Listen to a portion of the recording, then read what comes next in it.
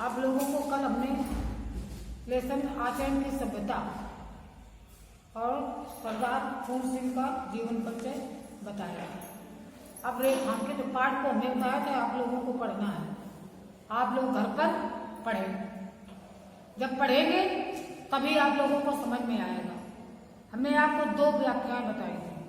अब देखो आगे का आचरण भी हिमालय की तरह एक ऊंचे कलश वाला मंदिर है। वह आम का पेड़ नहीं जिसको मदारी एक क्षण में तुम्हारी आंखों में मिट्टी डालकर अपनी हथेली पर जमा दे। इसके बनने में अनंत काल लगा है। पृथ्वी बन गई, सूर्य बन गया, तारागण आकाश में दौड़ने लगे, पर अभी तक आचरण के सुंदर रूप के पूर्ण दर्शन नहीं हुए। कहीं कहीं उसकी अलग छटा अवश्य दिखाई देती है। इसमें आपका रेखांकित केवल इतने है, आचरण भी हिमालय की तरह से लेकर हथेली पर जमा दे। तो देखो गद्यांश का पाठ और लेखक का नाम लिखने को आता है या संदर्भ आता है। तो हमने आप लोगों को कल बताया था, आज भी बता दें। पाठ आ जाए तो पाठ कौन सा है? आचरण की सभ्यता। और लेखक कौन है? सरदार फूल सिंह।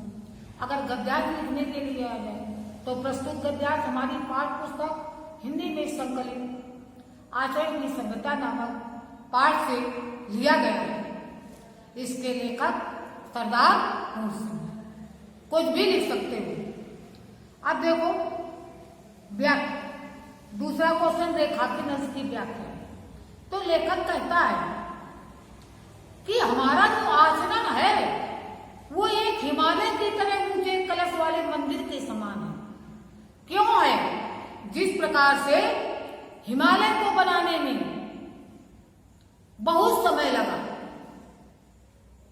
उसी प्रकार से हमारे आचरण को बनने में बहुत समय लगता है। जो ये कलश वाला मंदिर बताया गया हिमालय, तो क्या है? ये हिमालय की सुंदरता है। ये क्या है? हिमालय की सुंदरता है। उसी प्रकार से मनुष्य का आचरण मनुष्य की सुंदरता है। लेखक कहता है ये कोई आम का पेड़ नहीं है, कोई मदारी जादू दिखाने वाला एक क्षण में हाथ अपनी हथेली पर उसे जमा दे। ये नहीं है। इसके बाद इसको बनने में बहुत समय लगता है, बहुत समय लगता है, तब जाकर के ये आचरण हमारा परिपक्व होता है। इसके बनने में अनंत काल लगा है। हिमालय के बनने में अनंत काल लगा है। उसी प्रकार से हमारे आचरण को बनने में काफी समय लगता है। अब है अगला क्वेश्चन, आचरण महिमामय और दिव्य किस प्रकार होता है? इसको प्रश्न में देखो, आचरण महिमामय और दिव्य किस प्रकार होता है? तो देखो आचरण जो है महिमामय और दिव्य कैसे होता है?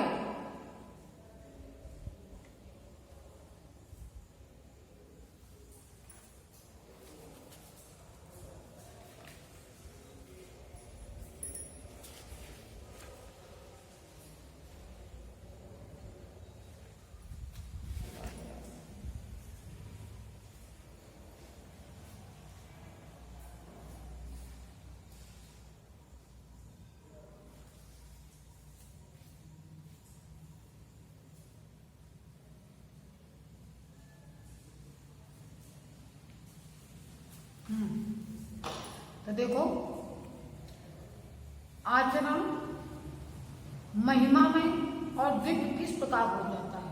आचरण महिमामय और दिव्य तभी होता है जब व्यक्ति में आचरण की झलक चारों ओर विकसित हो जाए। आचरण कोई भाषा नहीं है, कोई शब्द नहीं है। समझ में आया?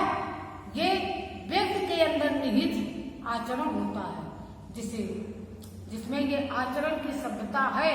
वही व्यक्ति महिमामय है और दिव्यवान है। श्रेष्ठ आचरण का निर्माण कितने समय में हो सकता है? श्रेष्ठ आचरण का निर्माण अनंत, लिखा है इसमें कि अनंत काल लगा होगा, इसके बनने में अनंत काल लगा, यानी शेष आचरण का निर्माण के लिए बहुत ही समय की आवश्यकता होती है। कोई एक ऐसा नहीं कि फौरन देखा अपने अंदर उतार लिया, ऐसा नहीं है। आचरणशील व्यक्ति जो है बहुत दिनों, बहुत समय लगता है जब वो आचरित हो जाता है। फिर इसके बाद में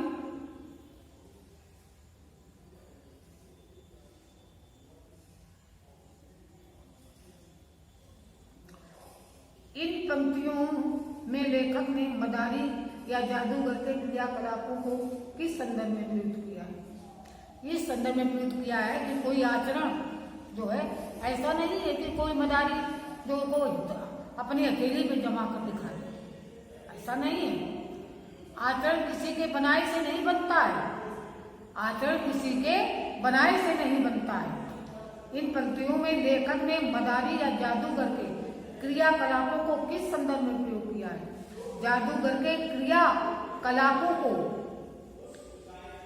को ऐसे व्यक्त किया है कि कहीं ये तो जादूगर तो नहीं, मदारी तो ऐसा नहीं कि दूसरे की आंखों में भूल झोंक करके अपना जादू दिखा दे।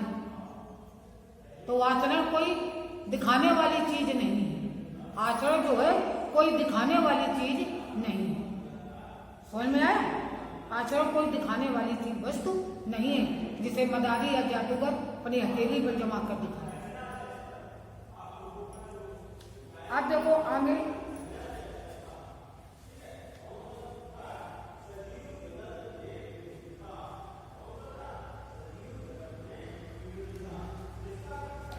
देखो, मनुष्य का जीवन इतना विशाल है कि वो अपने उसमें देखना लिखा है, मनुष्य का जीवन इतना विशाल है कि उसके आचरण को रूप देने के लिए नाना प्रकार के ऊंच नीच, भले बुरे विचार, अमीरी और गरीबी, उन्नत और अवनत इत्यादि सहायता पहुंचाते हैं। पवित्र अपवित्रता उतनी ही बलवती है जितनी की पवित्र पवित्रता। जो कुछ जगत में हो रहा है वह केवल आचरण के विकास के अर्थ में हो रहा है। अंतरात्मा वही काम करती है जो बाह्य पदार्थों के संयोग का प्रतिबिंब होता है, जिनको हम पवित्रात्मा कहते हैं। क्या पता है कि किन कूपों से निकल कर वे अब उदय को प्राप्त होंगे। तो पाठ और लेखक का नाम आप लोगों को लिखना है, रेखांकित अंश की व्याख्या ये बताए गए हैं। पवित्र अपवित्रता उतनी ही बलवती है जितनी पवित्र पवित्रता।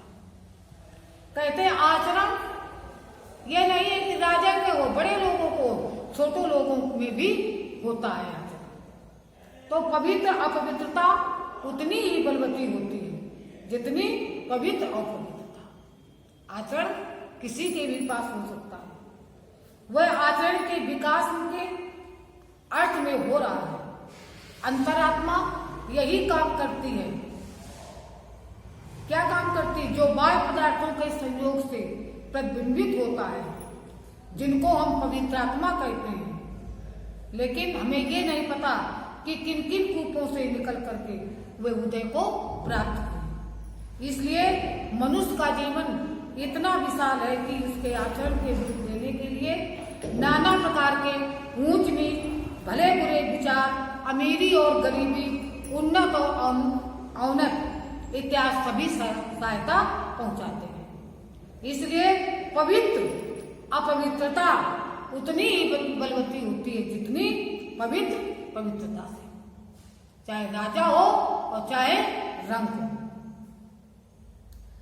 फिर है उपयुक्त पंक्तियों को किस संदर्भ में व्यक्त किया गया है?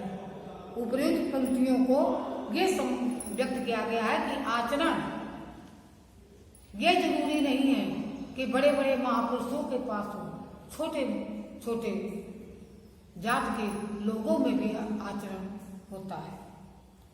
आचरण के निर्माण की दृष्टि से क्या सहायक सिद्ध हो रहा है? आचरण के निर्माण से ये सहायक सिद्ध हो रहा है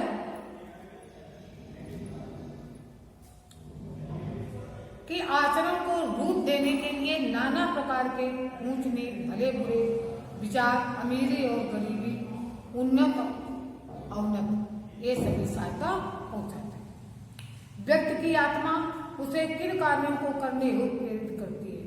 व्यक्ति की आत्मा जो है क्या प्रेरित करती है? उसे किन कार्यों को करने हेतु प्रेरित करती है? मनुष्य की आत्मा उसे अच्छे कार्यों को करने हेतु प्रेरित करती है। अब आप लोग जो है इसके बाकी बच्चे जो हैं आप लोग करो, मीनिंग बदलना होता है रेखांकित। अब पाठ पढ़ोगे अपने आप इसके प्रश्न उत्तर आ जाएंगे। समझ आया? बस आज इतना ही हम पढ़ाएंगे।